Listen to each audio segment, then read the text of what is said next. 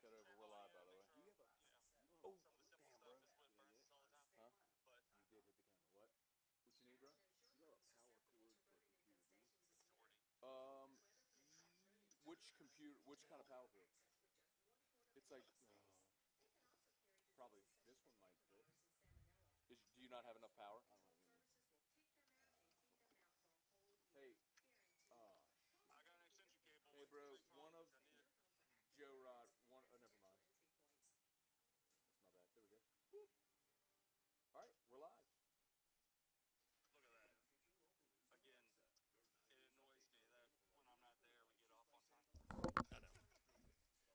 All right, let's get started, bro. I got some buddies here too. They're gonna come just so they can watch. All right, Joe.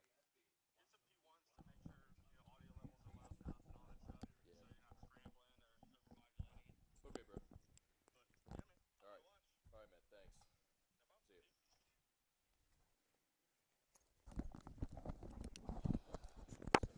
What up, bro? Yes. Shit. Worse than that. Take this off, bro. Worse than that. All right. How's your power on that computer? I don't know if good, but I don't know if it's gonna if the same cable. What's up, everybody? Appreciate y'all watching.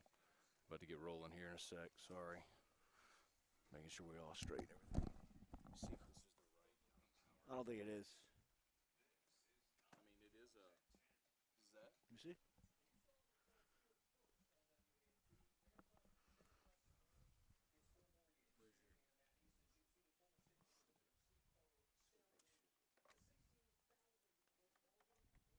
See if that works.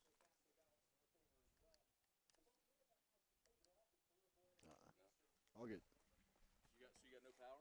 Nope. But I can go off my phone. Do you want to use my tablet? How's it going, man? That's Steve, Jordy. You want to use my tablet? Yeah, if you don't mind. If you don't mind. Sorry, everybody.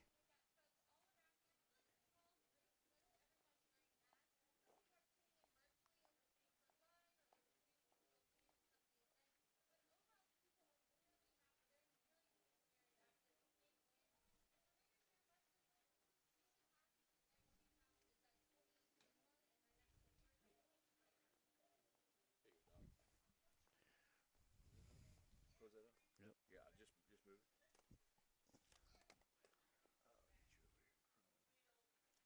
You're the man, bro. Turn that shit off. You got the remote by you. All right, let's see, bro. All right, we got everybody. What's good, peeps? Let's see.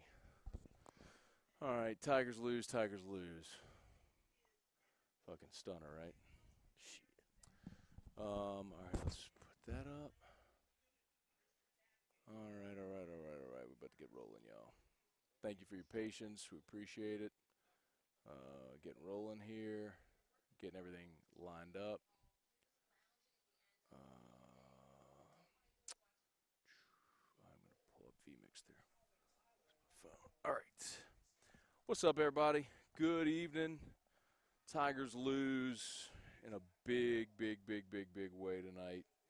And that is a massive bummer. We're outside here at Casa de Scone because, as you probably know, Don Juan's Cigar Bar closed along with all other bars because, we're all COVID crazy around here. And, you can only get COVID in a bar. So, don't go there. Share out these posts as we always do. Do us a solid like and share. Let's shout out, if we could, Don Juan Cigar Bar, also Citizens Bank and Trust, and Kentucky's Best Hemp. We appreciate them all for sponsoring us here this evening. You good? Go to Moscona 5G. Yep. And then it'll connect. Got it. Yep, and then you should be good. Yep. All right, Jay. Let me do a title here on the Facebook post. Y'all do us a solid. Please share the post. We're going to get rolling. Go if you want to start with your thoughts. Yeah, absolutely. And shout out to Citizens Bank and Trust. Jim Ferguson and the crew tonight are watching in as Scone types up the title. They will be a part of this Facebook post, so make sure you like and share them there.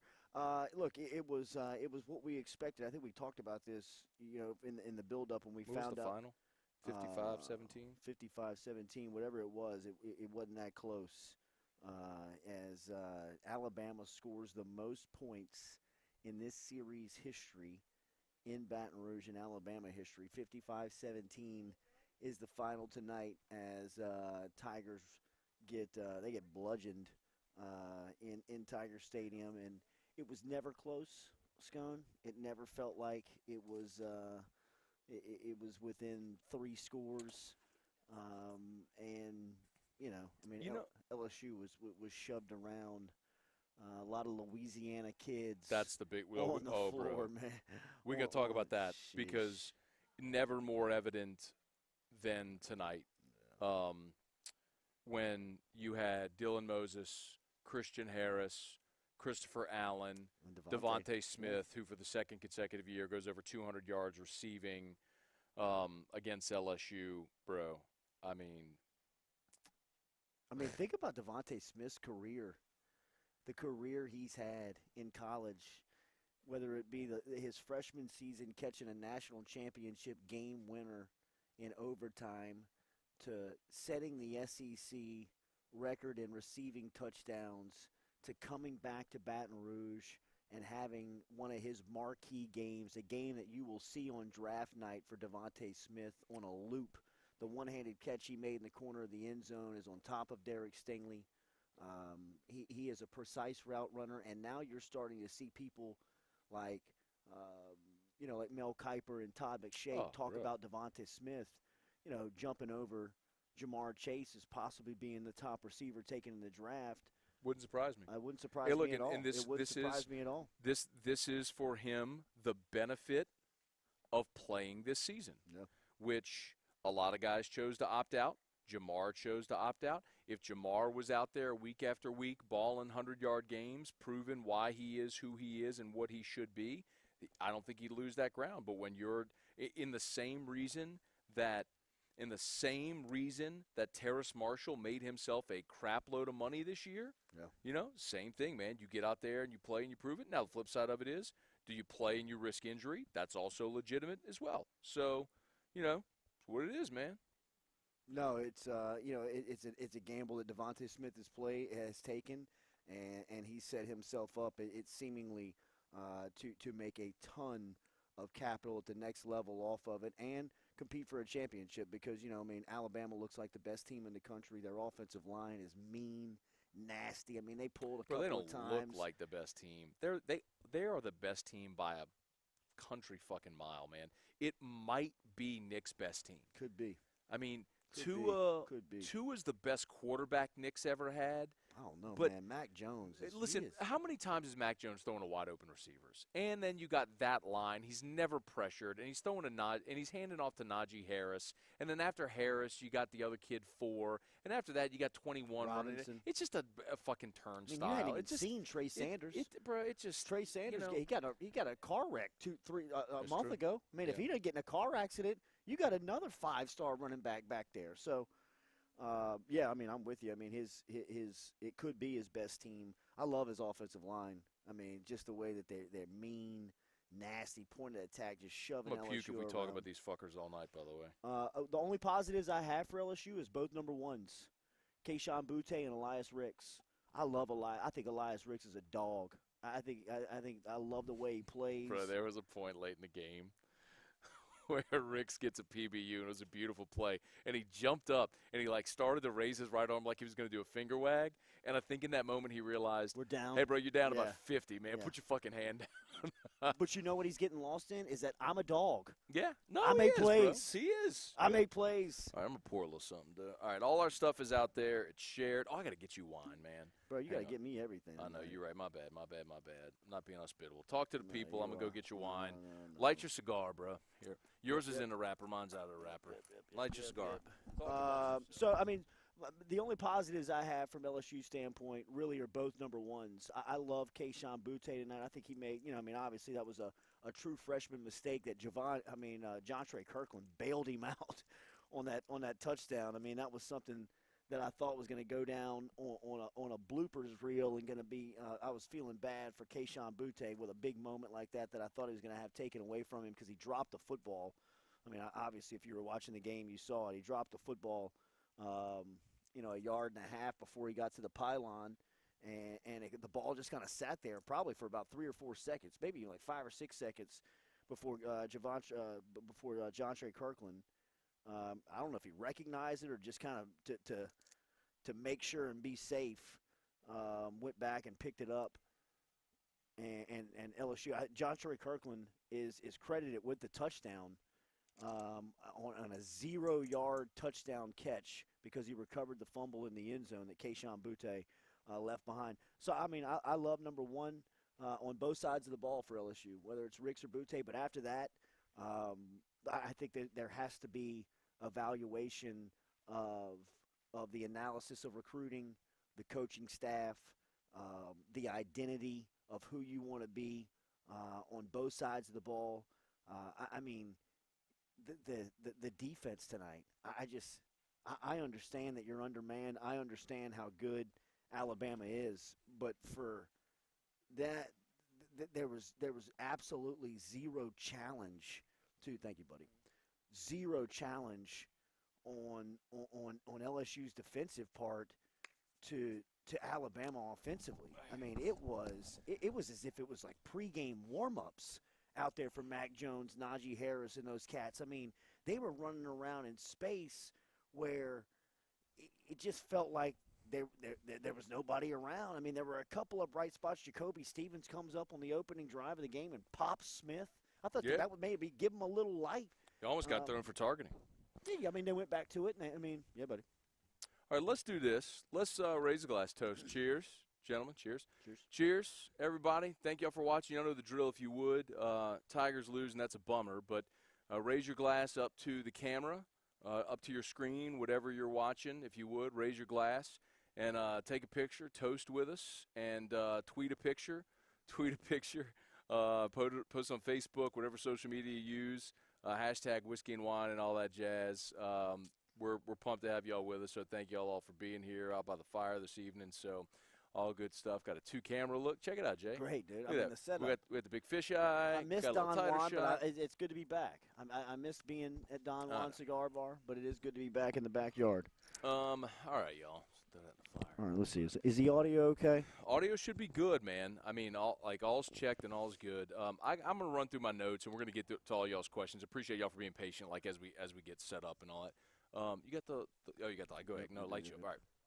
All right, y'all. So here's and by the way, we're gonna let's shout out. Of course, as always, we do shout y'all out. Make sure we're giving love to everybody who's watching. We just appreciate y'all greatly who are watching. Let's see live chat. Thank you, bro. I got you. Shout out to Michael Kleber, Nicholas Cantrell, Drake Dishler, Lamar Stevens, Vladimir Logshanks. Vladimir Logshanks. Wow. Boy's name is Vladimir Logshanks. Is that on your birth certificate? If it is, I fucking love you, guy. Joshua Goodrich. Jordy's looking like Eminem. Warm. Yeah. Warm, though, boy. Hey, you want to turn this on? What's that?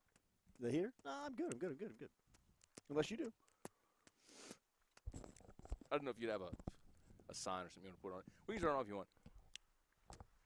want. The short-sighted part from you, boy, is that I should have lit the fire way earlier to get it going because it's just starting right now. That's so okay. anyway. That's okay.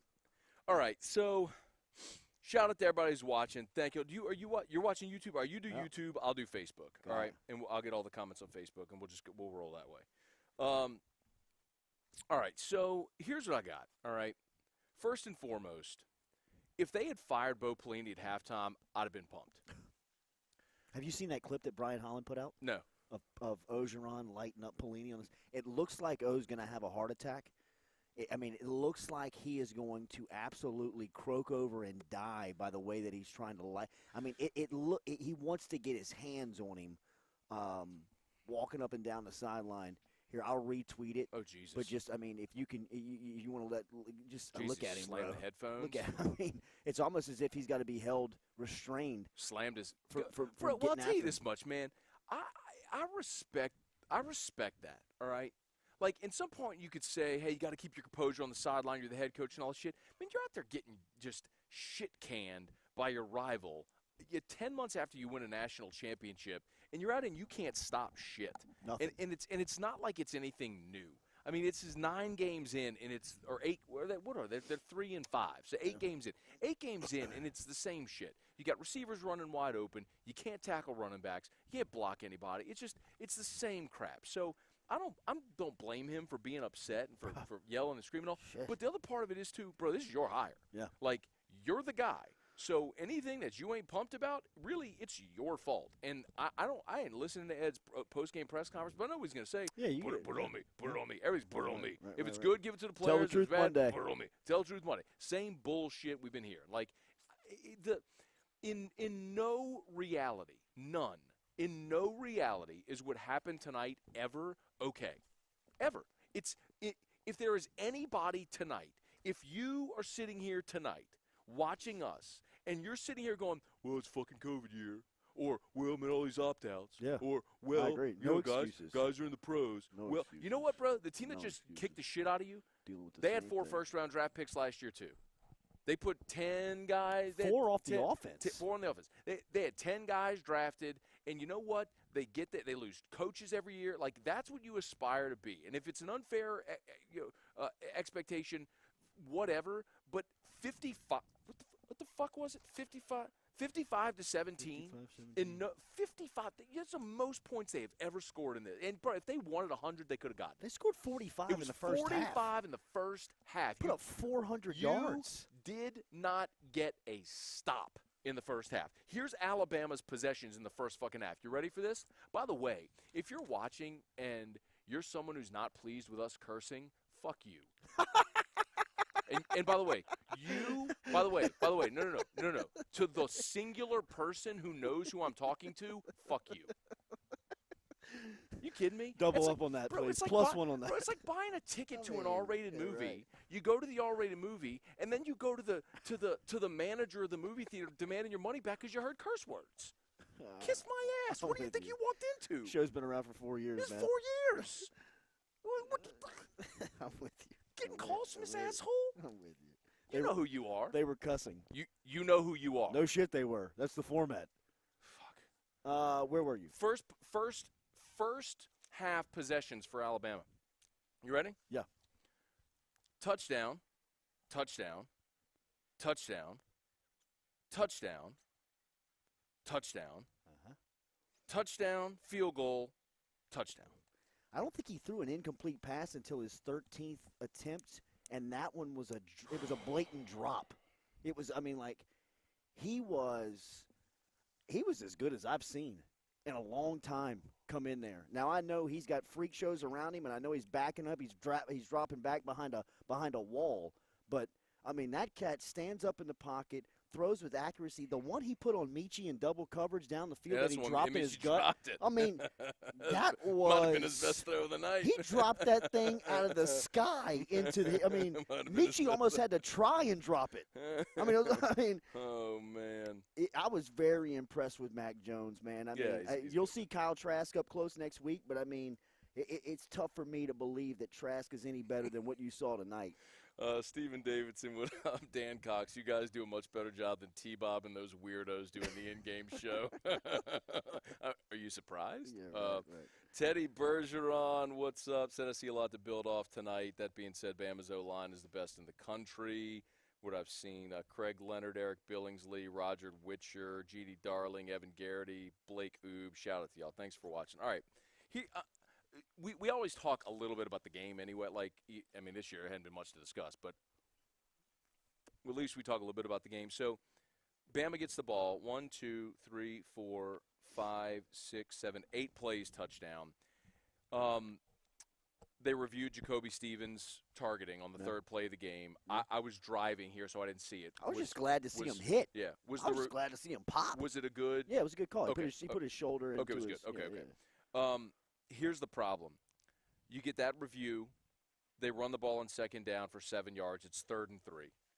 It's 3rd and 3, and you got a big moment here early in the game. Yeah. And Neil Farrell, a senior, senior. Dude, they did this 3 times tonight. I know. Oh, we got plenty. A senior jumps off sides, gives them the first down. On first down, they throw to Mechie down about the 8-yard line. 2 plays later, Najee Harris is in the end zone. 3 dead ball timeouts tonight? 3. 2 on defense. This is the 3rd consecutive game that I've charted where they've had dead ball timeouts, meaning you're calling a timeout while the clock is stopped. What that means is you don't know what the fuck you're doing. What that means is you are a poorly coached football team, which it should not even be debatable anymore that that's what this team is. Well, I mean, we used to light Les Miles' ass up for shit like that. Bro. Light him up. And maybe it was something where when you're dealing with it for 10 years in a row, at the end you just get so tired of it, and it's early with it, and you want a championship, and you want to be. But I'm going to tell you this much, man. LSU won a title in 07. 08 was obviously a shitty year. 09 was the clock it game. Right. 09 was the clock it game with Ole Miss, and there were people ready to, on the tarmac, ready to buy Les Miles out. And Bobby Jindal, because of the economic situation with the state, and Bobby Jindal, trying to do higher ed reform, basically begged off on that. But I'm going to tell you what, man, like you're teetering on that again now with a coach who can't get clock management. They fucked up the red zone situation at Arkansas, the 2-minute situation at Arkansas. This is 3 straight weeks now where you're calling timeouts at dead balls. I'm going to tell you what, man. Yeah, 2 on defense, Coach. Jay, the one on your first offensive possession, you get a first down with Kayshon Boutte. This is the 1, 2, 3, 4, 5, 6, 7th play of the drive. You get a first down, stop the clock, move the chains, and you call timeout in the huddle. Yeah. The play clock is down at 12. Bro, and that's when the next play they come out and they threw the wheel route to Trey Bradford. And it's open. And it's open. It's open. And Bradford didn't hang on. He got lit up a little bit. But I'm like. He kind of floated that He way. did. He floated a little bit. But Right. Like, Make the play. Make the play. If I got to watch them call dead ball timeouts, like, I'm with you. Hurry up to the line and run that play. You got them on their heels. And at that point, Jay, if you get points, it's 7-7. And, Coach, again, I love the 4th down going for it. But then when you see them slant inside pre-snap, and you're coming out thinking quarterback sneak, and you check out of that, and then you run dive right into the bunch of it. It just I don't know, man. 4th and inches. You got a 6'6", 260-pound quarterback. Did you see what happened when they ran quarterback sneak in the second quarter? He got 4 yards. He got 4 fucking yards on the quarterbacks. I'm going just by falling forward. Bro, and you can push now. Yeah. Just tell the running back, run into his put back TDP behind him. Make him fall forward. Yeah. Like, I'm not sitting there trying to tell you that if you convert there, the game's different. But if nothing else, you're setting the tone where they went right down the field and scored on you, and now you've got the ball, and you're in the red zone, and like, you haven't scored in your own building against this team since 2014, and you got a shot, and that's what, like. Yeah. John Emery looked good. By the way, what the fuck was Scott Linehan? Wasn't his whole thing 3rd down red zone? Wasn't that what like, am I mistaken, or is that like a fan talking point now? Or that's legitimate, right? Like, that was his thing. Yeah. Hey, he's great on 3rd down, great in the red zone. Like, all I've seen is them piss down their leg inside the 5 at Missouri, the 2-minute situation in Arkansas in the red zone, tonight in the red zone. Like, remind me why they're paying this guy $1 million a year? A lot of people. Like, I mean, look around, man. I mean, a lot of people. There's not a safety in sight at LSU. When's the last time LSU has not had a safety do anything? LaRon Landry. I mean, Eric Reed. Keep it going. Ryan Clark. Grant Keep it Delpit. going. I mean, how many first-round draft picks do we talk Tyrann about? Mathieu. Tyrann Mathieu. I mean, like, dude, Eric Reed. Even dudes like Brandon Taylor was a 3rd-round pick, was a dog, team captain, always in the right place. No safety at LSU. I mean, say that out loud. That's crazy, man. You just there has to be some type of within. Sage Ryan, come on down. Shit, Sage Ryan plays tonight. Sage Ryan He starts tonight. He's a day 1 starter. Absolutely is. It's not not even just a question. because he's a 5-star, because of necessity. Yeah. You got to have him. I mean, it just I don't understand when and bro, you look across the play that Chris Allen makes on Eric Gilbert, the play that Dylan Moses makes on that wheel route to stop there, the play that Christian Harris makes on the 3rd down to crash inside, and then Devontae Smith just drops his nuts on your face all night. And the audacity for LSU's defensive coordinator to put Cardell Flott on that man, knowing he's coming back into Baton Rouge tonight to make a statement. And the fact that Stingley didn't step up and say, hey, 2-5, get on the other side. I got 6. Patrick Bloom, Flott is an absolute liability. Let me tell you something, Patrick, and this ain't a knock on you. I'm dead serious. I mean, what do you want that kid to do, Anybody man? except Derek Stingley is a liability on 6. He's a first-round draft pick. He's a stud. He's right now the best receiver in college football. And you put Cordell Flott last week against A&M, who doesn't have a legit one, had his best game as a Tiger. And Cordell Flott is going to be a really good defensive back. But that was an impossible matchup, and you let Steve Sarkisian scheme it all night. And I was talking about this with Ryan Clark this week, and he's 100% right. He said, if you travel Stingley with Devontae Smith, you tell the offense that you're in man. You tell them what you're doing, and you leave yourself vulnerable. And I get it. It's not saying that that's right or whatever, but look at the alternative. Okay. Okay. Tip your hand. I mean, do you want to give up 61? Like, did I write down the yardage on his touchdowns?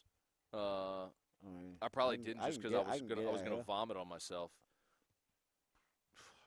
You got the box score? You got it right here. 54. No, Emery's was Smith 65. Smith. I wrote down 61 back to back 65-61. Bro. On the 65, he's by himself. He's by himself. I mean. What about Billingsley's touchdown? Wait, that's the one where that's where Ogeron when he's coming nearly has a stroke on the sideline. I could have thrown that ball. I mean there wouldn't anybody within 20 yards. He nearly loses it on the sideline at that point. All right, so back to game flow, and we'll get to y'all's questions. So keep them coming. Please hit the share, by the way, if you've not done so yet. We love y'all. Thank you so much for watching.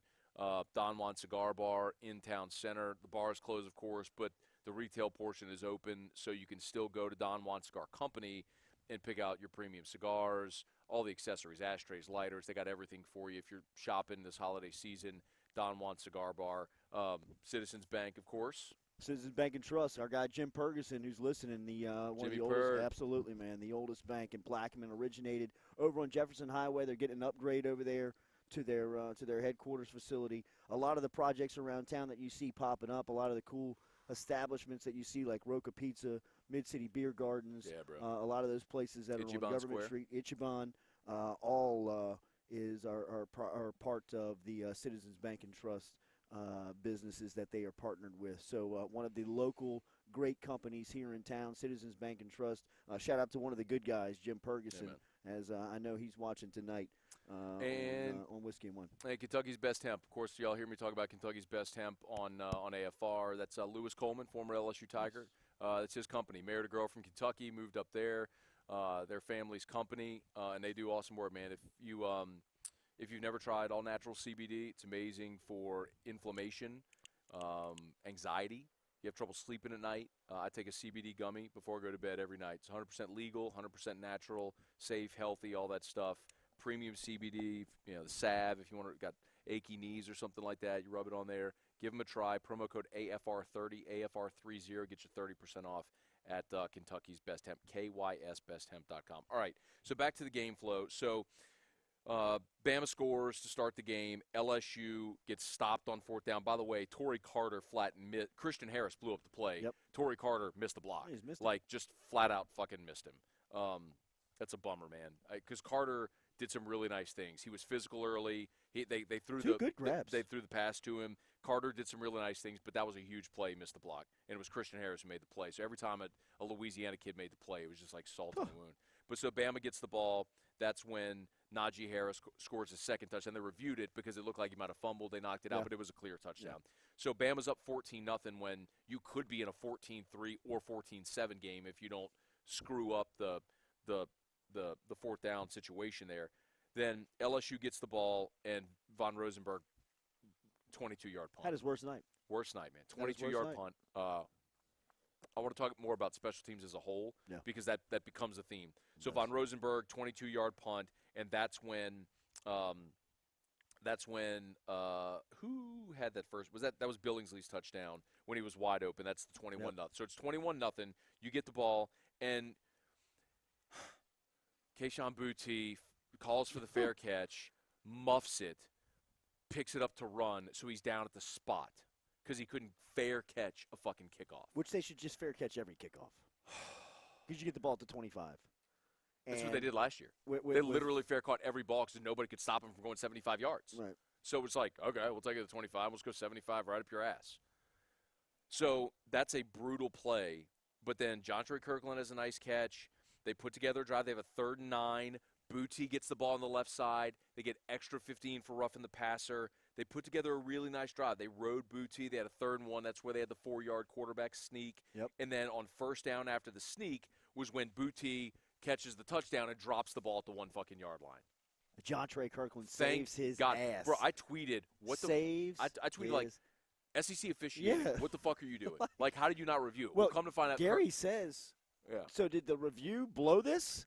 And Gina and Gene Sarator says, like, I think I think they did. I think they did. Well, it's one that they actually got right because they looked at the pylon cam, and Jontre Kirkland comes from behind and picks up the ball. But, bro, Keyshawn Boutte, for as good a day as he had some enormous freshman brain farts as well. Yeah. Like, muffing the kickoff, that right there. There's more I have charted we'll get to. But the touchdown stands, so it's 21-7. And in that moment, you can't help but think, man, if you got points in the first possession, you're at a 21-14 or a 21-10 game. At least it feels like a game, right? At least you've scored points in this against this team where you haven't scored points the last 2 times you played them in your stadium. Come out of that timeout, you got Cardell Flott lined up on Devontae Smith.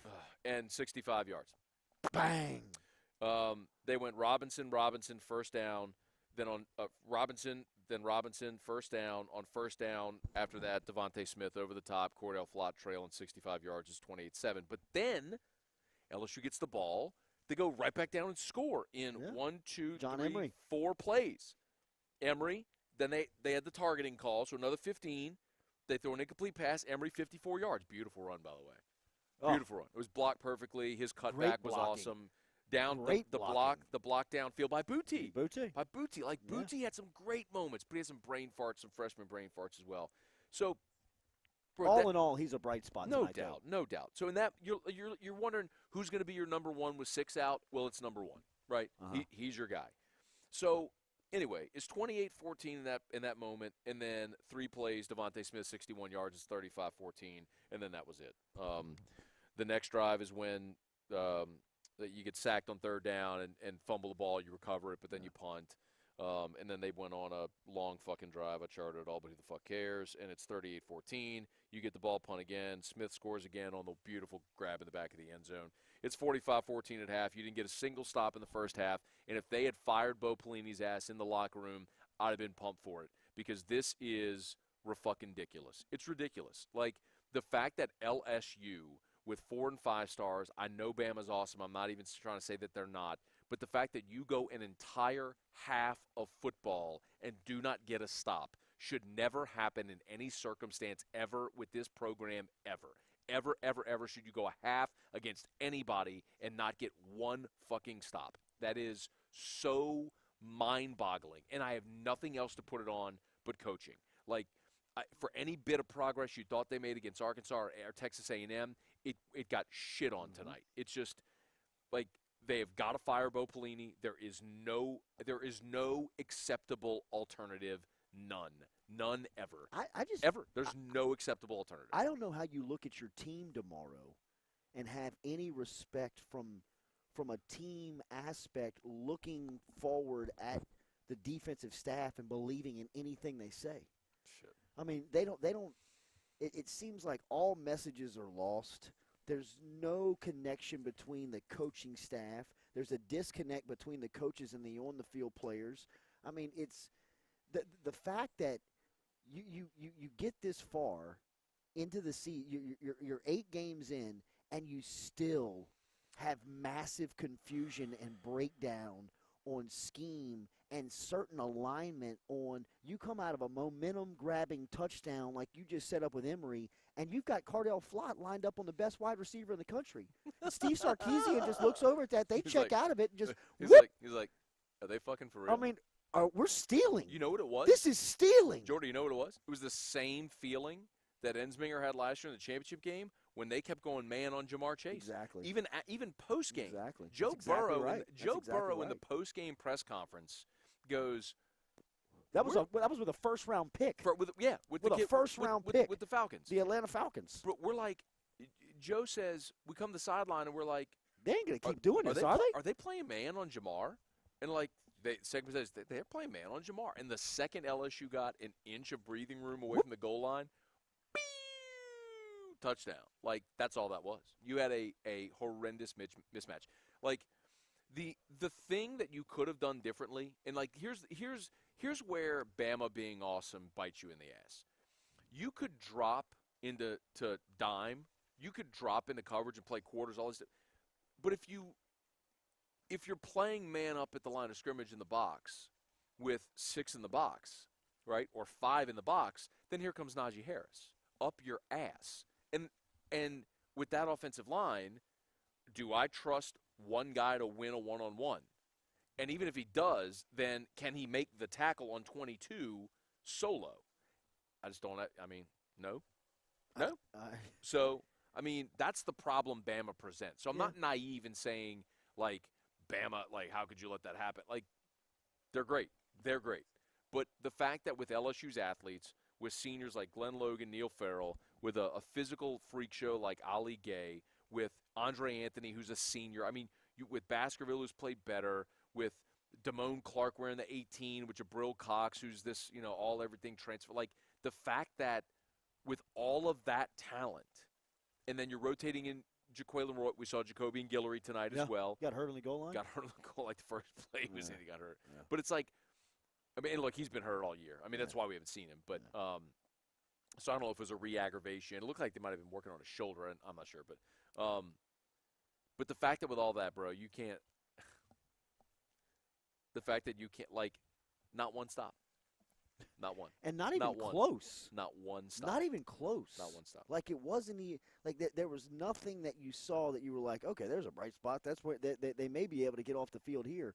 I mean, it was pregame warm-ups. It was the varsity versus the JV. It was the number one team in the country versus the team that looks lost. I mean, it was everything that you thought this game was going to be going into it. It played out almost exactly how we laid it out. I mean, just that you were going to come out and hopefully you were going to try to find some emotion. And like I said, I thought the Jacoby Stevens hit was maybe going to infuse a little life into him in the sense of you hadn't really seen him make a big hit this year. You hadn't seen him. Elias Ricks made one at at Arkansas. Yeah, and he got thrown out of the game. He got thrown out of the game.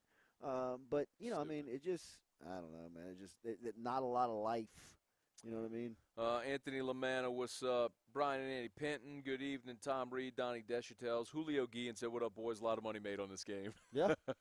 Hey, bro. What was it at kickoff, 31.5? I don't know what it closed at. Y'all know what the line closed at?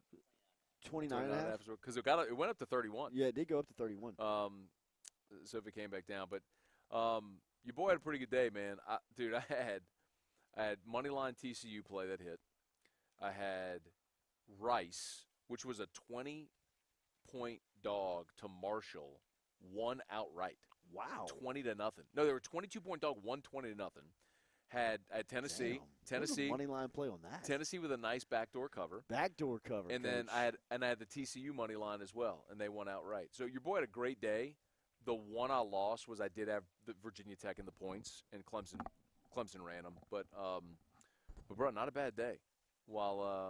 While T-Bob keeps having his degeneration dome with his pros that are like 7 and 50 on the season, I'm like, what the fuck? Like how are y'all pros? If anybody took the method of going opposite of the pros, you're making a fuck. If you did that on the degeneration dome, I mean you're upgrading your fucking your tax bracket this year, man. If you fade the degeneration dome, you're fucking rich.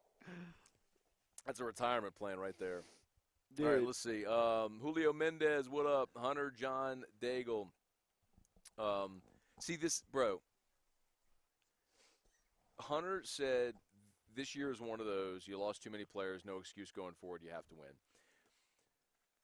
Hunter, maybe this is me, and you tell me if you disagree.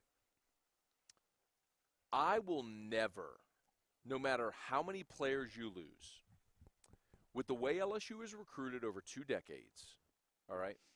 Do you realize LSU has won 3 national championships with 3 different coaches, and the only program in that time period to win more national championships is the team that beat your ass tonight? LSU is so established as a program where you should never have a season like this, ever. And you should sure as shit never lose to Mississippi State, giving up 600 passing yards and giving up 400 passing yards to a freshman quarterback in Columbia, Missouri. I can stomach in a year where you had a ton of turnover, you take a little step back and you're not going to beat Alabama and you're going to struggle with the elite teams on your – like I can buy the you lost too many players to beat Bama or to beat Florida on a year where they're a playoff cal. Like, I can stomach that. But that means in a normal year, you're 10-2, 9-3 in a fallback year. If your step back is, all right, you lost in College Station, you lost to Bama, you lost to Florida, and you're 9-3, okay, now get some more veteran experience here, and you're back next year and you're rolling again. But when your step back is you're at the bottom of the fucking league? I mean, you're a nose ahead of Vanderbilt and Arkansas? I mean, what the fuck are we talking about? Like, how can anybody look at this and excuse – like, that's my point. Like, is the person like Hunter who goes, it's like the COVID year, like, it's bullshit. It's fucking flat bullshit. That's the COVID year, the lost all the guys to the pros is fine for, like, a little step back and you're not elite, but you're it's not that you're not elite. You're bad. You're bad. Well, what's more damning to it, I think, is we talked about this week, and we asked O about it on Tuesday morning, was the roster management. That is the problem with this program, because even if you look at this recruiting class right now, as it's stacked up, it's a top 4 recruiting class in the country, but all it is decorated with Christmas ornaments and hood ornaments that are dressed up like defensive backs, wide receivers, and skill players. But when you look at positions of need and you look at roster management, you've only got 1 offensive line committed in the class. And even if they do get Tristan Lee, which it sounds like they're very confident that that's going to happen on January 2nd. You talking to Prince? 5 for 5? That's 2.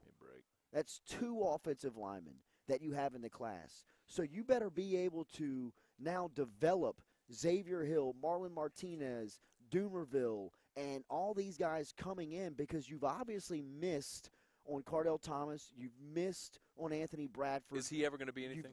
Who? Cardell? No. I mean, Coach, if you can't play on this team. Yeah, you're right. You're right. If you can't get reps in 2020 at LSU, right. You should seriously consider transferring out for next season. And that's just a real-life hard conversation that Division I athletes have to hear at this level. If you can't play in this team, on this program right now, you can't play D1 college football. Or you are a couple of steps behind, and you need to think of alternative routes to get onto the field. Because if you can't play, especially on offensive line, I mean, especially at positions where you have zero production.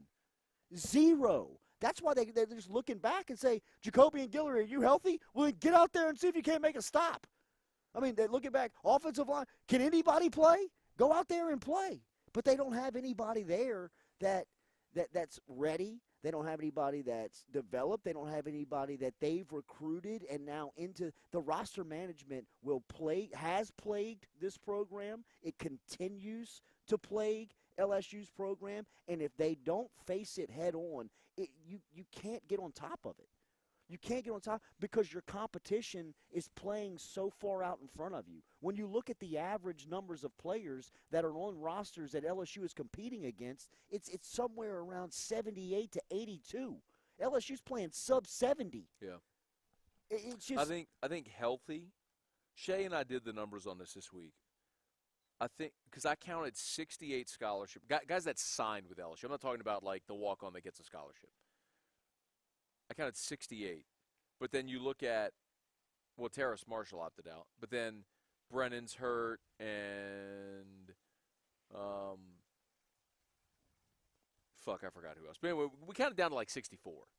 I mean, bro, you rolling out there with 64 guys? I mean, bro, it just the roster management, and specifically on roster management, the when you outline it, the top bullet point would be player retention.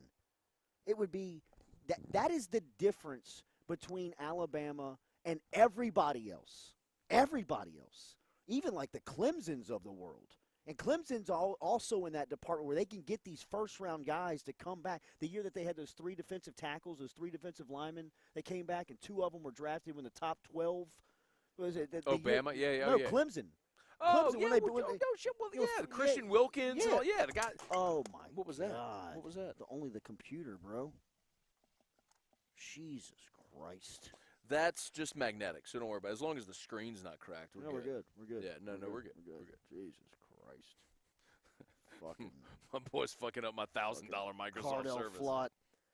Damn it. You good? We're good. You need me to look? You got to flip. No, we're flip, good. Yeah, we're flip good. that around. Okay. There you go. And then it's magnetic. It'll. You got it? Yep. You all right there, bro? I am. I feel like next Friday you're all right with them shorts there, bro? What I'm doing? Fucking Day over here, fucking up my shit. You all right? All right. Well, Day fixes my surface. By the way, Craig Schilling's going to clip that for me. Yeah. And that'll be fun. Brandon Atchison, what's up, Dax Jeter? Devin Kelly, Jerry McBride, Nick Hingle, Lawrence Corbin, what up, y'all? Thank y'all for watching. Please hit the share if you've not done so yet. David Gurney, Jeannie Hudnall, what's up? Simon Guillory. Let's see. George, what you got? Oh, God.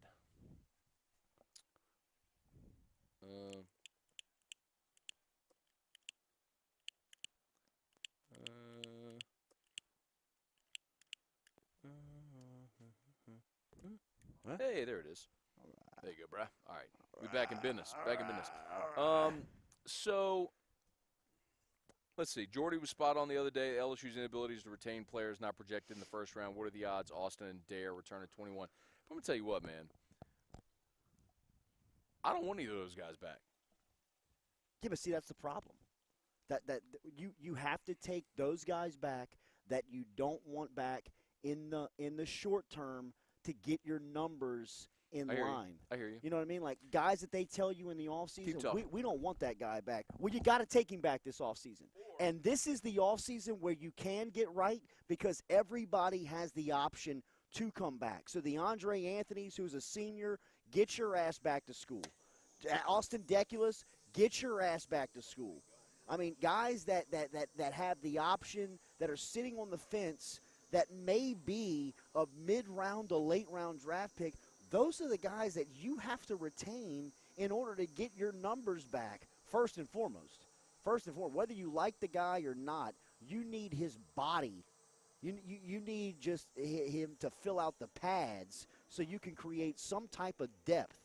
Bro, that thing is incredible. Have you always had that? Light fire, like barbecue pit. You get this thing going, dog. I should have burned. My brother-in-law gave me this wood. It's like literally It's not seasoned.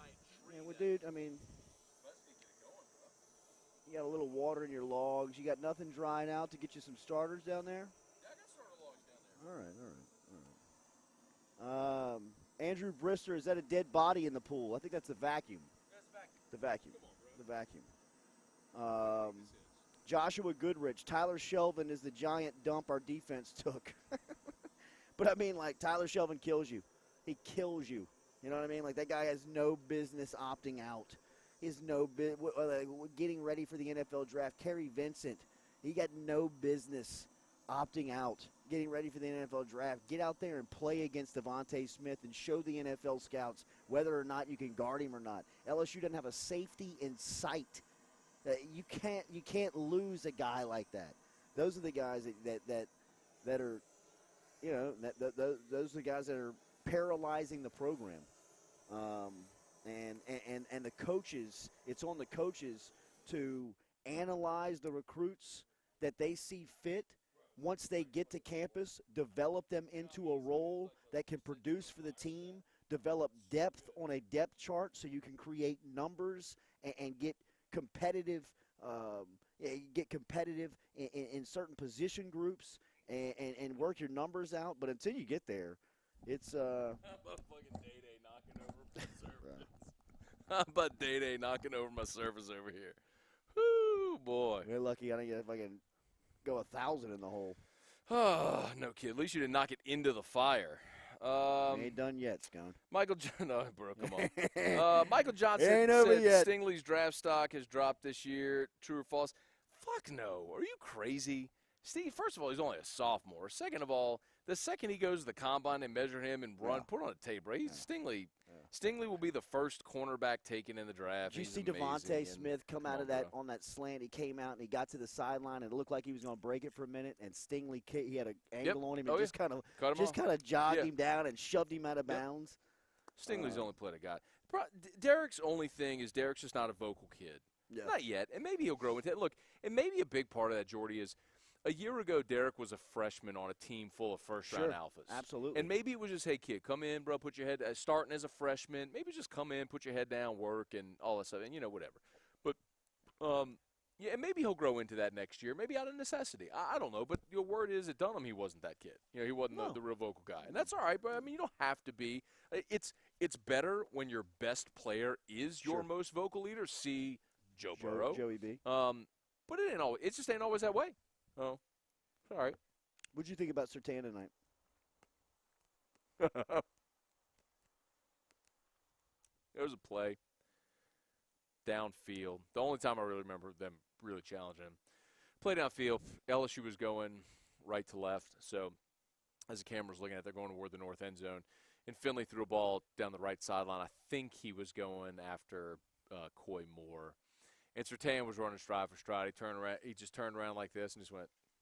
It was like, it was like, bro. It was like guarding your little brother, bro. That's what that was like. I mean, you ain't catching shit on me. Just boom, just one little handout. I mean, so I don't know. They didn't challenge him much. That's another one that hurts so bad, man, because that's a kid that, that 2018 class, Ed screwed the pooch in that class, bro. He did. I mean, the benefit is out of their error, they ended up landing Cole Tracy and Joe Burrow as grad transfers. And that saved them in 2018, saved his job in 2018. And then, Burrow became what Burrow was. So, but, I mean, realistically, bro, in 2018, they screwed the pooch in that class. They didn't get a quarterback. They got in late on that kid Foster, didn't get him. They screwed up with Surtain, and then late tried to go after who's the defensive back that wanted to commit, and then he went to Clemson. Was that kid's name? Yeah. I don't remember his name, but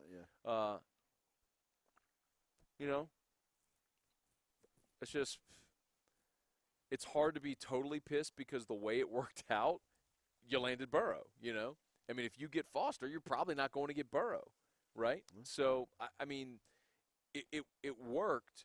But at the same time, Brendan Austin, in your opinion, guys, what's the edge for Finley against Johnson? I don't see the difference. I think Johnson has better touch. Mario Goodrich was the defensive back's name. Goodrich, thank you. That was it. That is Matt Plavidall, who was helping us out inside of YouTube, who's watching. Trevor Ward helped us out there. Cajun-nomics helped us out. Lamar Stevens helped us out. Speaking of Cajun-nomics, what about Billy Napier? The job he did. You see Yale won that game? I mean, look, I know they made some pretty bonehead plays. You see him take that safety? No, I didn't. It's crazy. But they won. They won 24-21 over App State. I'm just not interested in Group of 5 football. Sorry. Looking for bright spots in Louisiana, Scott. No, that's fine, man. And good on them. I just don't. Bright spots of real talk. I just Bears. Don't care. Bright spot. How about that, bro? Callahan. Is that a freshman quarterback from Our Lady of Mercy? Baby Beal? Beal. Bro, the game-winning touchdown pass last night? Beautiful. Well covered. Was beautiful. In a bucket. I was like, holy shit. The balls on that kid. Do you know, all right, y'all only need to hear me sit here and talk about Calico. I get it, but but 90 seconds. Go. No, but here's the thing that why you should care. When we started here, if y'all are just joining us, shout out. But Jordy's first comments were Devontae Smith, Christopher Allen, Dylan Moses, down the list of every Louisiana kid that was on the field wearing crimson and white tonight that beat your ass. And the reason you should care about Catholic right now is because every elite kid that in the last half decade went to U High. That's right. And then Micaiah Tongue and Jordan Clark and Christian Harris and all of them, all those kids that Brighton are now Constantine that went to Clemson and Georgia and Bama and all over the place and didn't go to LSU. Like all those kids right now, they're all a Catholic. All of them. The next Shelton Sampson Jr. The next 5 years, Emory Jones, the left tackle, like they're all a Catholic.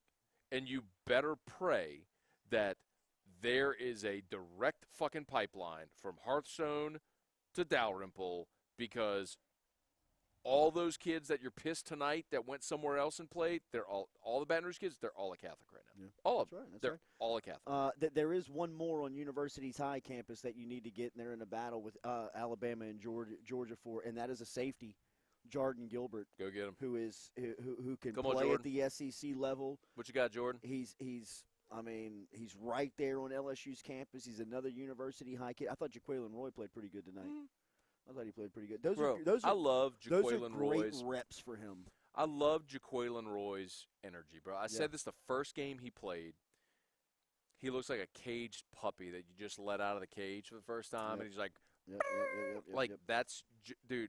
He's gonna be a really like I'm gonna give you this example, but take it with a grain of salt because I'm not comparing him like to the player in the production, but it was like when we were watching Dorsey as a freshman. You could just see it. The numbers weren't huge, but when he got in, it was like, who's 72? Like every time he's in, you notice, and it's like every time 99's in the ball game, you notice because he's giving effort. He's got some get off. He's like got a little spice in him. Yeah, barking a little bit. I don't know if he's going to be a superstar.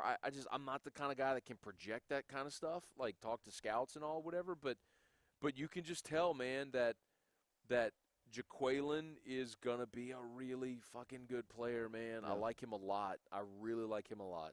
I agree with you. I mean, you could just see it. He's like, we do the off season where you're talking about breakout players for next season. When you're doing that in August next year, Jaquelin Roy's already got my tab. I mean, I think he set himself up to have a nice breakout season. I think we were talking a couple of bright spots. Yeah.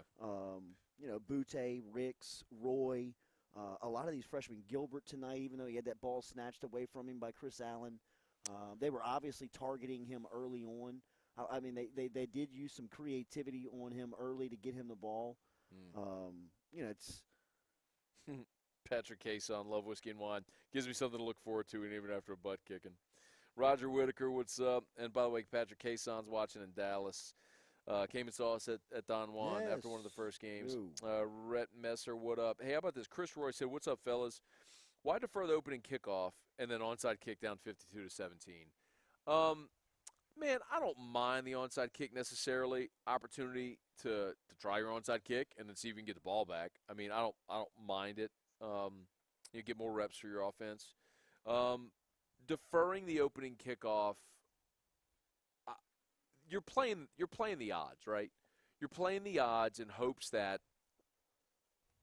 you can get a possession at the end of the first half and possession to start the second half. Or if they have possession before the end of the half and score, which they did, they don't go back-to-back possession. So I do understand mathematically why you're playing the odds there with respect to the to deferring. But I also don't like giving them the ball and being down immediately.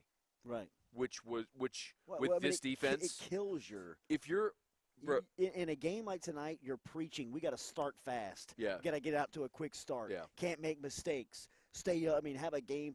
You don't want to put the best offense in the country on the field and say, "Hey guys, let's get some momentum going in our direction." Yeah. I mean, it just. I'll give you a contrast. The Saints did this a couple weeks ago when they played Tampa. Yeah. And they deferred. Right. And it's like they basically said, and this is before that was the game for the Saints where the defense got going. Yeah, they broke out. But they gave the ball to Tom Brady, and they were like, well, they're going to score. Yeah. And they set the tone that way. So, like, I get it if you're really confident in your defense. Absolutely. But anybody really confident in his defense? I mean, it's one thing, like, to say, oh, we're going to show our, like, do something that shows our guys we have confidence in them. But at some point, you got to be realistic as well. So, I mean, I want the ball. I think we have a good what if you're saying, like, I think we have a good offensive plan. We're going to take the ball. We're going to go score. We're going to get up in this ball game. And offensively, so I didn't like it. They were moving the ball. Yeah. You know what I mean? Like, you got the final stats? Yeah. What you got? What was LSU's final yardage? 350? LSU total yards tonight, 352. 352. Okay. Closest dollar without going over wins. $1. Compared to Alabama, 650. Fuck. Alabama. This is a crazy stat right here. How about this? Alabama, 32 first downs tonight. Oh, that is fucking dominant compared to LSU's 21. 20, but Jordy, here's the flip side of this, all right?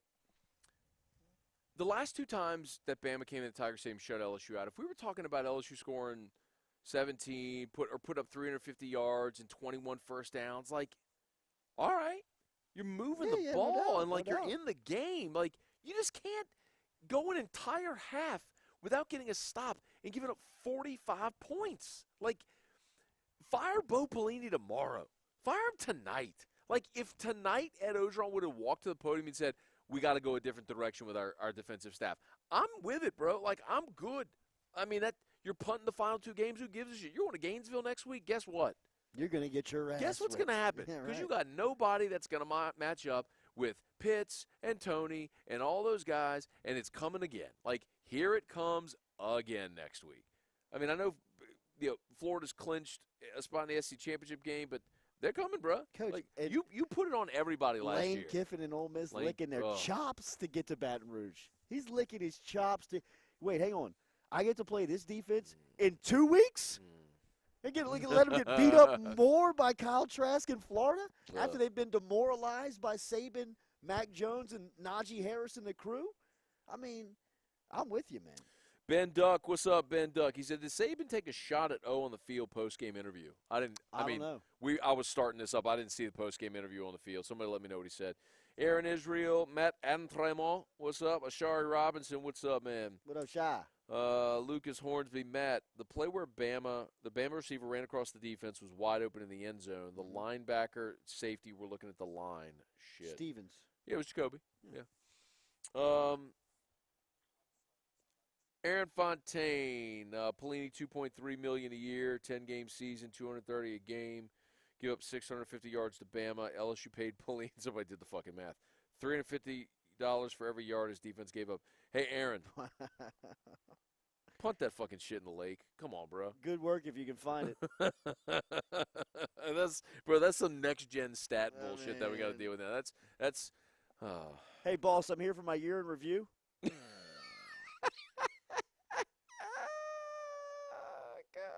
I know we agreed to a $2.5 million contract annually just about 7 months ago. How you think year one's going? Hey, Coach, can we talk about an extension? We're like a long-term commitment. Shit, man. Shit.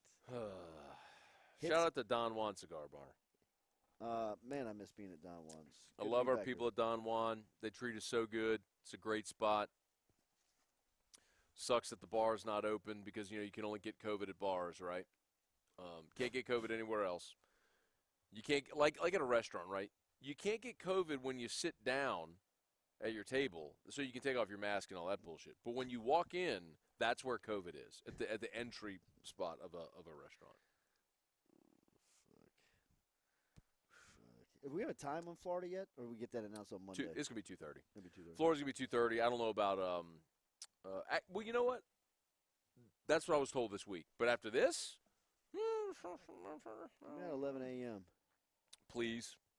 Let's see. Janelle Mason, Brent Patty, what up? Michael Johnson, John Drinkard, Stingley's. Let's see if we got anything else. How Glenn Gross, better defense than last year. BS. Bro, that's another one Ed's got to eat, man. And Jordy, that's the thing where I wonder. Like, I just sit back and I wonder. I'm like, for those that don't know what we're talking about, Ed before the season said this defense right now is so much better than they were at any point a year ago. That's his direct quote. I've listened to it a million times. And it was a shot at Dave Aranda, and he has since been asked about it, and he said, it's what I was seeing in practice, and I thought we were aggressive and physical and all whatever bullshit.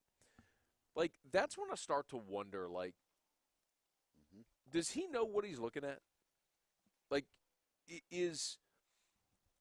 that calls into question his credibility, his ability to watch and evaluate a team and a defense. And so then you just start playing it back and you're going like, was he Larry Coker last year? Was he the guy that just had to not fuck it up because he had the team for the ages? Like the 0-1 Miami? Like, is that – I don't know if that's fair. Maybe it's not. And maybe in time he'll turn this around and he'll keep recruiting. And I've said this for everyone who said it's a Chizik scenario. The thing that I've kept saying is he's still recruiting, man. Chizik never – like, the stat I've given is in the 2 drafts after they won the national title, Auburn had a grand total of 2 players picked the next 2 years.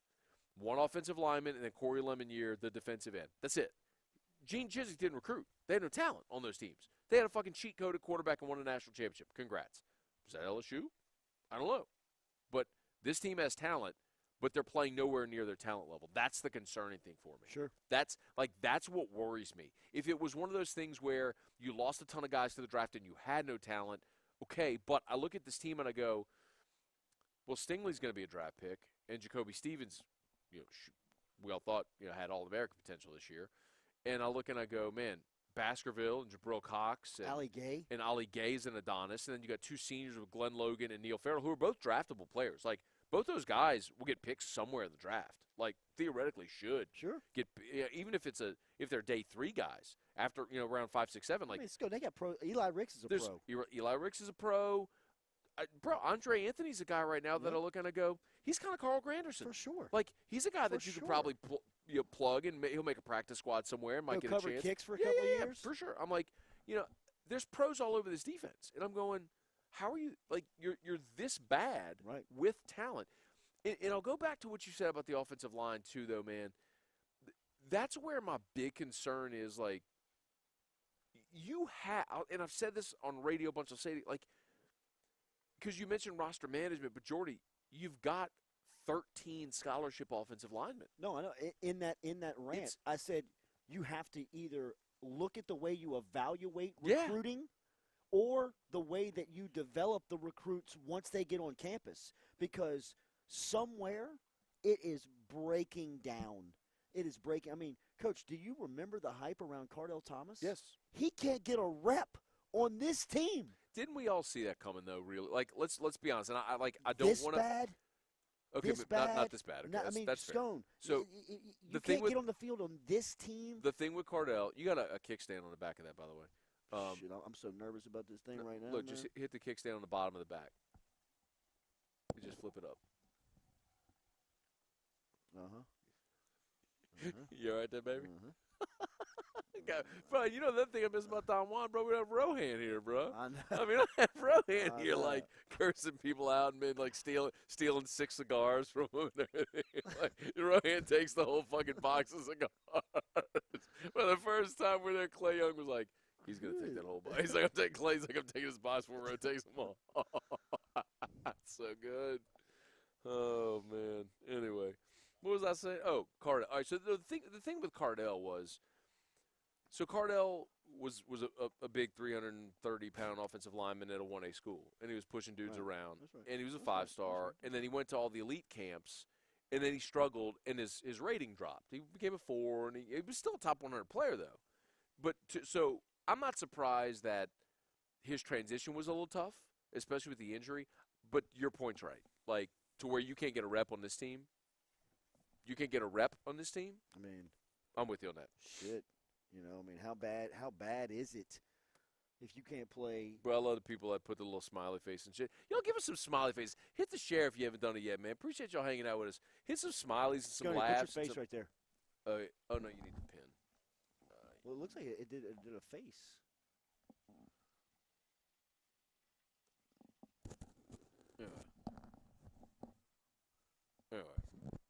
You in? Yep. You going to break my shit? Nope.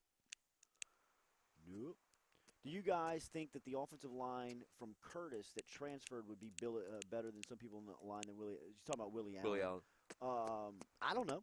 But, I mean, he'd be an option. And I know that Donovan Campbell would be. I mean, I see Donovan Campbell. Excuse me. Donovan Campbell was a road grader. Donovan Campbell played as a true freshman. You know, he's a starting left tackle at Tech. Is he a left tackle or is he a guard? No, they got him playing left tackle at Tech. Donovan Campbell, and he opted out this week, by the way, or maybe last week or something like that. Campbell. Yeah. But or maybe it was Willie Allen, because Willie Allen went to Tech too, didn't he? Yeah. One of them opted out, but it doesn't matter. I think Donovan Campbell had some off the field shit, which took him away from here. Yeah, that's true. But Donovan Campbell got reps as a true freshman. Yeah. He was a big physical interior road grader. He was in the mold of Trey Turner. Right. I'm not saying he's the same guy and we'll have that type of NFL career, but body type, and that was the comp and what he could have been. Hey, look at my I love that, bro. A little laughing face. Listen to y'all are still there, bro. We love y'all, man. Thank y'all for being here. Except the one person out there, and you know who you are, who thinks it's okay, who's like, I heard a curse word. I'm going to call their boss and tell him I heard a curse word. Fucker. Oh, man. Donovan Campbell opted out. Fuck. Gotta listen to that bullshit. Anyway. Is Curry not playing because of the talent level in this season? Yeah, I mean, look, man, you see John Emery make that run tonight. I mean, play number 4. Get him the ball. People talking about bowl invites. David Bedeau asked about the Liberty Bowl. Michael Sproul asked, how can you accept a bowl invite at 3-7? I've been saying all along, during this season, about the bowl. I love it. It's a great idea. I would sacrifice the bowl because of the NCAA looming sanctions that you have hanging over your head. Except a one-year bowl ban. A postseason ban. And self-imposed, I mean. Self-impose a bowl ban in 2020. That's a great idea. Cut bait right now. It's a great idea. I mean, and they'll try to say they need the 15 practices, but give me a break. Give me a break. Just get to spring next. No, Jordy, listen, and this is why, because of what you said. Your regular season's going to end on December the 19th. Yeah. You're playing a bowl a week later. Right. Fuck it. Yeah. You don't get the practices. Yeah. It's not worth it. I agree. You want to drag this squad up to Memphis to go play an AAC school? Would you want to go play fucking Tulane in the New Orleans Bowl? Fuck go play off. Liberty. Go play Hugh Freeze and Liberty and get your ass kicked. You think it's been a low point? You think it's been low around here? Let Ogeron get beat by Hugh Freeze, who he thinks took his job at Ole Miss. Yeah. Sabotage dude. It could get so bad. Do you know the funny thing? Well, Houston Nutt got the job after but he hates Hugh Freeze. Yes. Right. And the funny thing is, not funny but interesting, is Hugh doesn't hate Ed Ogeron. No. It's yeah. Ed. Hey, but anyway, somebody asked me today, hey, if Tom Herman gets fired, you think O would hire him as an? I'm like, like, do you remember 2016? Like, do you remember? Like, look who you're asking the question to. Like, I was the guy who was like painting my chest. I was getting a Tom Herman tattoo on my fucking arm. Like, and I'm sitting here laughing at you for that shit. I mean, I'd love to see it. I think he's a great offensive coach. And up until this point had been a great head coach. It hadn't worked for him at Texas. All right. But Ed Ogeron? Tom Herman? I think if you look at his coaching staff around him, which there's going to have to be some turnover, obviously, come off season. I mean, where? No, go ahead. Finish your point. Sorry. Is that he definitely makes these comfortable hires, right? Well, I mean, this year he's going to have to think outside the box, and he's going to have to go hire. He's going to have to hire somebody. But bro, you just reminded me, dude. I'm about John Robinson getting laid out on the sideline. Dude. Oh my God. If there's one person that shouldn't be in that stadium tonight because of COVID concerns, it's the 85-year-old special assistant to Ogeron, who's standing in front of the ball that's coming at. I mean, even if he's going to be there, can we put him behind the ball so there's no threat of him getting run over? Scone, he's lucky he didn't break his fucking leg. You're right. He's lucky his leg didn't snap out from under him. I mean, the fact that he only had a shoulder and a head injury after that, he got rolled up. I mean, did you hear Nestler? I think that's John Robinson down there. I hate to speculate. And I mean, in his head goes by, he's like, it is Robinson. It's the only octogenarian on the fucking sideline. Who else could it be? I mean, dude. Oh, a fucking white-haired guy on the sideline. 25% capacity entire stadium, and that motherfucker gets in? I mean, Jesus. Oh, man. John Robinson gets rolled 90. Got him standing in front of the ball. They're running downhill. Can we put him? You just put him 3 yards behind the snap with Baglio, for God's sakes. I mean, do you know they've extended the sideline now, the box, like Coach, to the 20s. He was dead. If you watch the replay, I mean, he's got his hands in his pocket. He's cold as shit. You know what I mean? The ball's coming at him, and he's fucking, ah! I mean, I can't just fucking standing in front of the ball. I thought it was Panamsky. When it first happened, I thought I said out loud, like in the living room, was that Derek? You're fucking Nestler. I think that's John Robinson. I hate to speculate. Here comes Robinson's head out of the pile. Would it have been Jerry Sullivan getting rolled up, bro? Fuck, might as well have been. Might as well have been, bro. Bro, but that's so. I don't know, man. I think like my theory on that is like I think Ed needs a father figure, like on his staff. Sure. I mean, it's why Ed Pete. It's why Ed Jerry Sullivan. It's why he's got John Robinson. Pete Jenkins. Yeah. Yeah.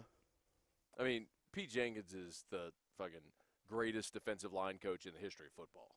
I mean, you know, I love him to death. But I think Ed just needs, you know, I think Ed needs that comfort. Just a calming voice. I mean, why? I mean, why?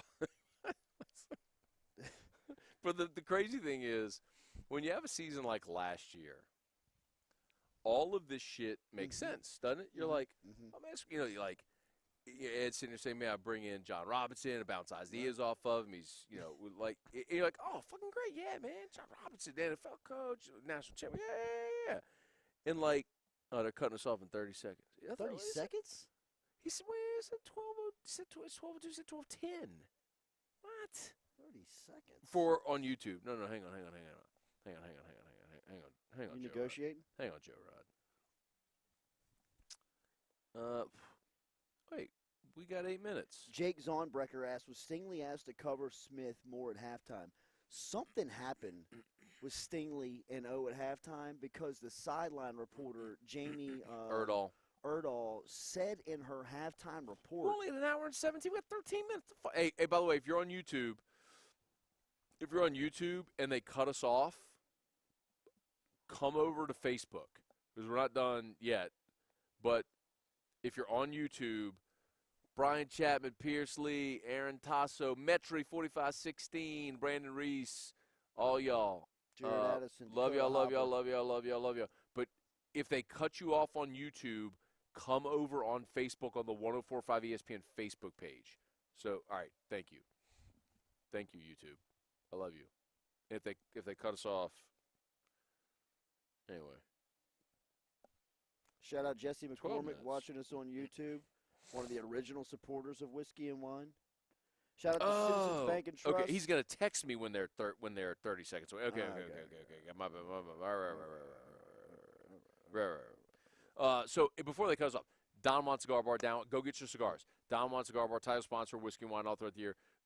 Holiday season's here. If you got a cigar smoker on your Christmas list or someone who might want to get into the hobby, they can answer all your questions. They're awesome over there. They got a gigantic selection. If you don't know anything, walk in there, go, I don't know anything, but I want to get something for someone in my family who I think might want to, enjoy a cigar. They can help you. They can absolutely help you find what to get. They got accessories, cutters, lighters, ashtrays, all that shit. They're great. Don Juan Cigar Company. They're in town center.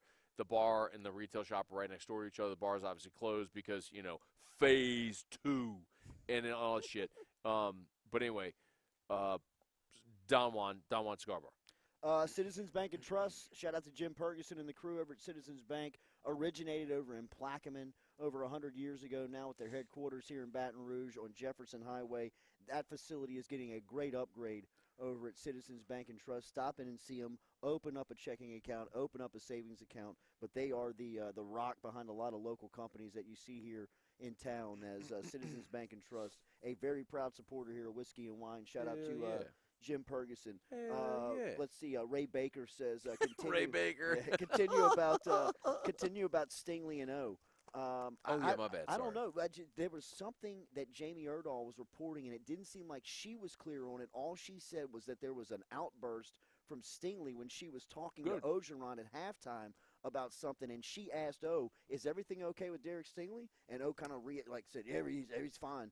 And that was all that was said about it. But you brought up, I mean, the Devontae Smith plays happened both inside of the second quarter, both happened on Cardell Flott, and on the television broadcast, both Danielson and Nestler said out loud, "Why in 24 over 6?" Yeah. You know, like, why is that happening to Cardell Flott and not happening to Derek Stingley Jr. when you've got him on the field? Why are you not putting him across from Smith? And it seems like maybe that was being talked about. I don't know. I don't know, but I think it's something I would like to see if Ogeron was asked about it in the postgame or if he answered it there. Yeah. I know he'll be asked about it on Monday. We'll ask him about it on Tuesday for sure about, what was the plan on Smith going into it, because you heard Ogeron talked about it on Monday at his press conference. We have to find Devontae Smith. We have to shut down Devontae Smith. We've got to take away the big play capabilities. It happens through 6.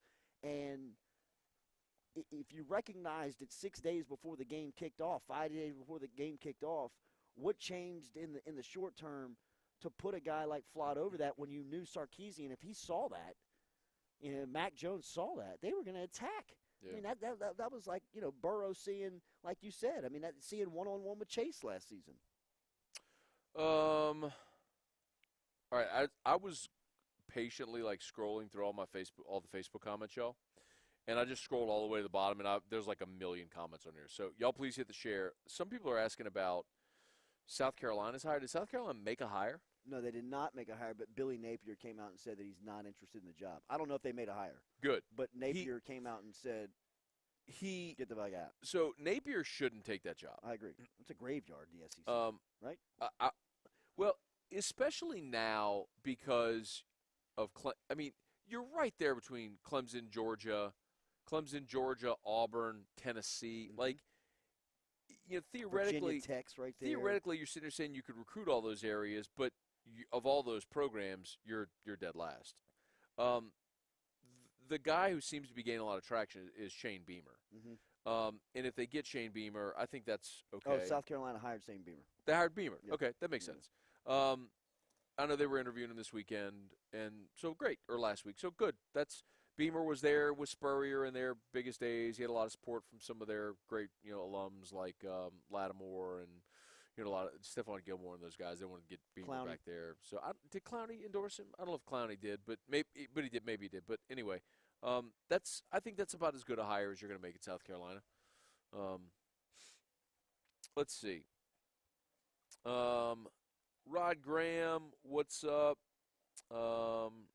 Brad Acosta. Let's see. Jeremy Brinkmeyer. Linehan has ruined 2 of my favorite teams. The Rams, now LSU. He's a curse.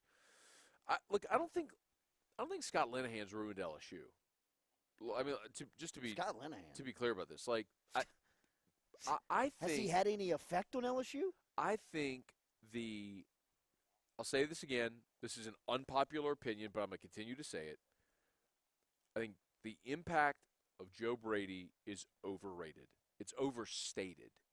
I think he was the right guy at the right time in the right system to come bring some new concepts. I don't think – I know he won the Broyles Award last year. You may disagree with me on this. Do you? But Joe Brady didn't call the plays last year. Joe Brady didn't work with quarterbacks. He worked with receivers. I'm not saying his impact was nil. I think he was a piece of the puzzle that all worked together. I think if you remove if Joe Brady were still here on this team right now as it's constructed, I don't think it looks any different. Fair, and I still think they get their ass kicked tonight. that's fair. I still think they lose I would agree to with Auburn. I still think all of that is the same. I agree with that. What he brought last season and what they needed so desperately was organization. He brought organization to the offense. He brought a clear plan, and it was mixed with a quarterback that could run everything that you put in front of his face and that he could diagnose everything. He also went into game planning each week with those guys. But it was more of the concepts. It was more of the scheme. It was more of the route trees. It was more of all of that stuff kind of working in alongside with Burrow.